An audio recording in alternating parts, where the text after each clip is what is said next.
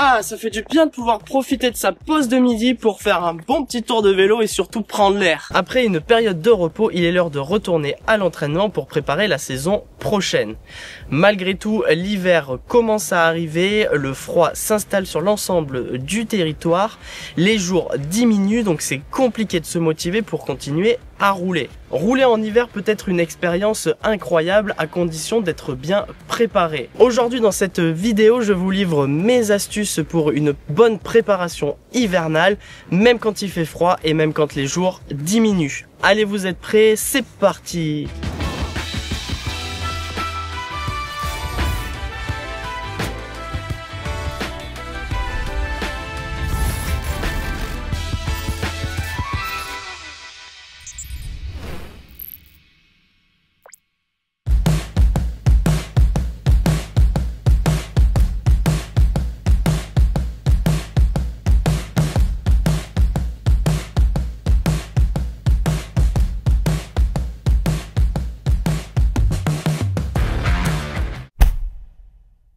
Pour continuer à rouler l'hiver, la première étape et la première chose à faire, c'est d'adapter son planning. Alors je suis bien d'accord, c'est pas toujours évident de modifier ses journées et ses horaires de travail. On n'est pas tous libres de pouvoir faire comme on veut.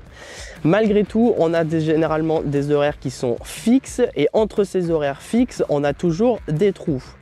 C'est ça que je veux que vous repériez sur votre agenda, et dans ces trous hors boulot, on y cale une petite séance de sport. En fonction de vos horaires de début de journée, pourquoi ne pas planifier une petite sortie le matin? Ça vous mettra de bonne humeur avant d'attaquer la journée. L'hiver à la mi-journée, c'est souvent le meilleur moment de la journée, alors profitez de cette heure que vous avez pour prendre votre VTT et partir faire une petite sortie. Vous pouvez aussi aller courir si vous préférez. Enfin, la dernière option, c'est de rouler après sa journée de travail, donc le soir.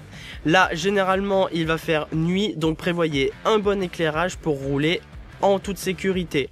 Mais ça, on en reparle juste après. S'il fait trop froid, s'il fait trop sombre ou encore que le terrain est glissant et boueux, il vous reste encore la possibilité de rouler à l'intérieur. Pour rouler en intérieur, utilisez un home trainer. Cet outil est idéal pour travailler votre endurance, votre cadence ou encore pour travailler des intervalles de haute intensité. Aujourd'hui, il existe différents types de home trainer. On a maintenant des home trainers qui ont l'avantage d'être connectés avec des plateformes comme Zwift par exemple, et donc de rendre plus interactives et amusantes vos sessions d'entraînement.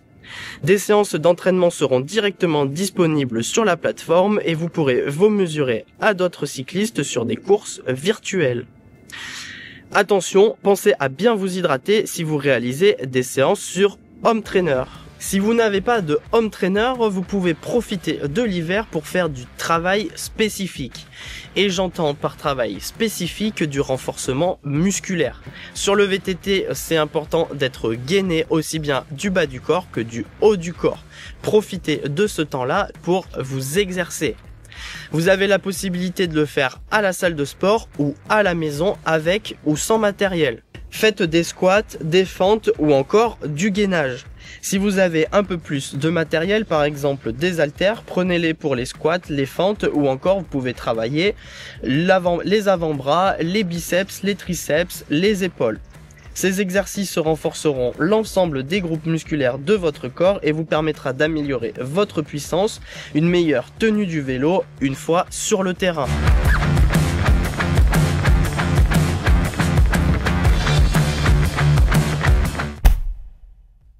Une autre possibilité pour continuer à rouler, c'est de rouler de nuit, à savoir très tôt le matin ou alors le soir après sa journée de boulot.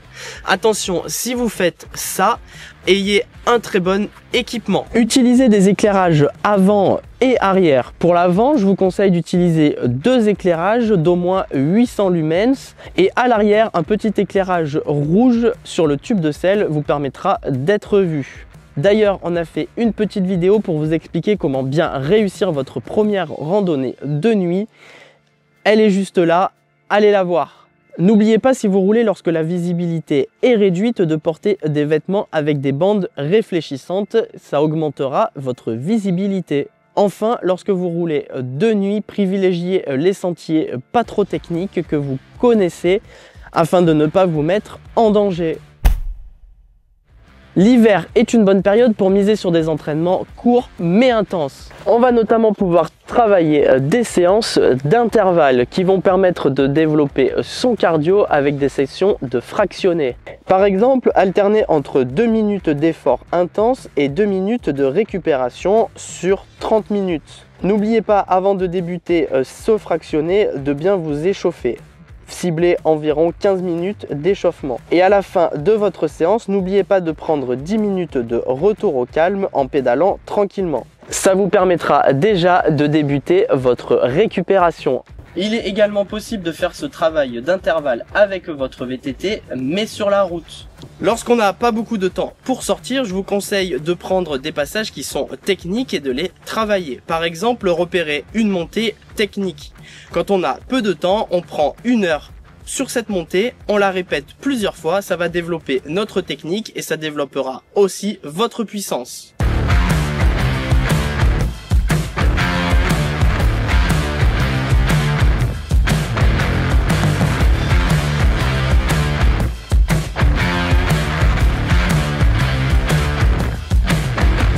Vous pouvez également faire ce travail technique en descente. Prenez des descentes techniques et revoyez vos bases de pilotage. Analysez les différentes trajectoires, essayez de nouvelles trajectoires, répétez les passages pour trouver le passage optimal. Cela permettra de développer votre pilotage lorsque vous ferez de longues randonnées ou sur des passages techniques que vous pourrez rencontrer en course. Vous n'aurez alors plus besoin de descendre du vélo pour passer.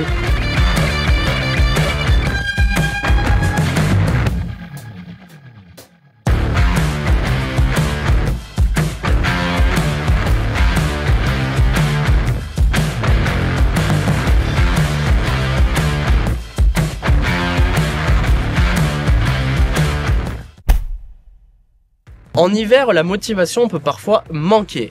Je vous conseille, pour rester motivé, de vous fixer des objectifs et de suivre vos progrès. Pour cela, je vous conseille d'utiliser des applications. Aujourd'hui, il en existe tout un tas. On a Strava, Komoot, Wahoo Fitness, Garmin Coach ou encore Training Peaks. Ce sont de très bonnes applications pour suivre vos progrès. Il y en a qui sont payantes, gratuites, avec différentes versions. Je vous laisse faire votre choix et une fois sur l'application de votre choix, vous pourrez rentrer vos objectifs et suivre vos progrès. Un bon moyen de se lancer des défis, de voir au fur et à mesure des semaines d'entraînement et des mois d'entraînement à quel niveau de progression nous allons. Attention sur les objectifs que vous vous fixez. J'entends par là de se fixer des objectifs qui sont réalisables. Je vous conseille par exemple de viser un certain nombre d'heures dans la semaine que vous pourrez réaliser, de fixer un certain nombre de sorties dans la semaine. Par exemple, je suis capable de réaliser 3 sorties toutes les semaines et de m'y tenir. Ou en nombre d'heures, ça pourrait être 8 heures par semaine. Et sinon, fixez-vous des objectifs de réussite. Par exemple, j'ai une lacune techniquement, je vais travailler cette lacune et dans 2 semaines ou dans 1 mois, je dois être capable de réaliser et de réussir tel ou tel passage.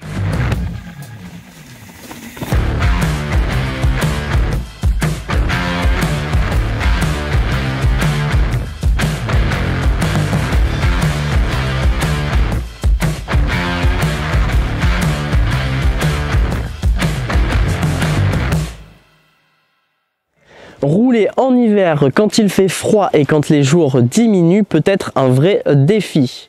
Mais c'est également le moyen de progresser autrement. En modifiant ses horaires, en variant les types de séances et en investissant dans du bon matériel, vous attaquerez le printemps en bonne forme. Si cette vidéo vous a plu, n'oubliez pas de la liker, n'oubliez pas également de la partager autour de vous, surtout à votre bande de potes avec qui vous roulez pour être tous prêts en même temps au printemps. Abonnez-vous et activez les notifications pour être au courant des prochaines vidéos astuces. Et puis moi je vous souhaite un bon hiver, de bien vous entraîner. Ciao!